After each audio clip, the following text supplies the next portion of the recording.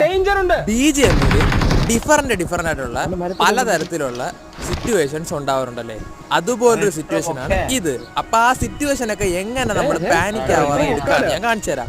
ആദ്യം നമ്മൾ ഫെയിലായതും ഗൈസ് നമുക്ക് സോണിൽ കയറാൻ പറ്റാതെ വീണതും ഗൈസ്, പിന്നെ നമ്മൾ വിൻ ചെയ്യുന്ന സിറ്റുവേഷൻ ആണ് ഗൈസ്. ലെഫ്റ്റ് നിർത്തം വന്ന് അവനെ അടിച്ചേട്ടാ, പെട്ടെന്ന് തന്നെ റൈറ്റ് നിർത്തം വന്നു കേട്ടാ. 1 ബുള്ളറ്റ് ആണ് നല്ലതായത് കൊണ്ട് തന്നെ ഞാൻ 1 ബുള്ളറ്റ് നോക്കി കേട്ടാ. ഫ്രണ്ടിലോട്ട് വീണ്ടും 2 ഡുവോ ഗൈസ്. പിന്നെ ഒന്നും ചെയ്തില്ല, നൈസായിട്ട് കയറി അവന്മാരെ അങ്ങ് നോക്കി ചെയ്തോട്ടെ. നോക്കിയിട്ട് ഞെക്കി അപ്പോഴേ അങ്ങ് ഞെക്കി കേട്ടാ. കാരണം എന്ന് വെച്ചാൽ കുമ്മം പോണേ എപ്പോഴാണെന്ന് പറയാൻ പറ്റില്ല. നമ്മുടെ ലോബിയല്ലേ, ഇന്ത്യൻ ലോബിയല്ലേ, കുറ്റം പറഞ്ഞിട്ട് കാര്യമില്ല. ഇതിന് വേണ്ടിയാണ് എല്ലാം കളിക്കുന്നത് ഗൈസ്. മാക്സിമം നമ്മുടെ കില്ല് നമ്മൾ സെക്യൂർ ചെയ്തിട്ടുണ്ടോ. ഇപ്പൊ കണ്ടില്ല എൻ്റെ കില്ല് ഞാൻ സോണിൽ കയറി. ഇതൊരു സിറ്റുവേഷൻ.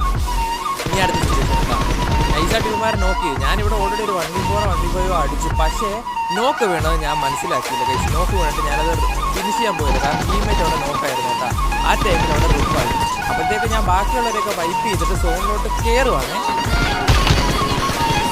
കയറുന്ന നിമിഷം തന്നെ റിഫ്ലക്സ് ഇടേണ്ട അവസ്ഥ വന്നിട്ടാ. അങ്ങനെ റിഫ്ലക്സ് ഒക്കെ ഇട്ടപ്പോഴത്തേക്കും ഗൈസ് പെട്ടെന്ന് എന്താ അവസ്ഥ ലെഫ്റ്റിനടി.